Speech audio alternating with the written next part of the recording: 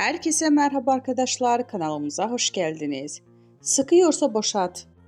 Arzu Sabancı'nın katı kanunlar koyduğu ve bunun aşarsa evlenmelerini kabul etmeyeceğini sosyal medyadan duyurdu.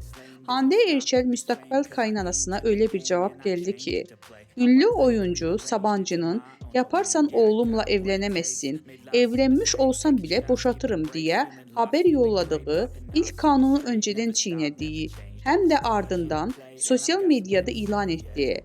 Hande Erçel Arzu Sabancı'ya sıkıyorsa boşat diye paylaşım yaptı.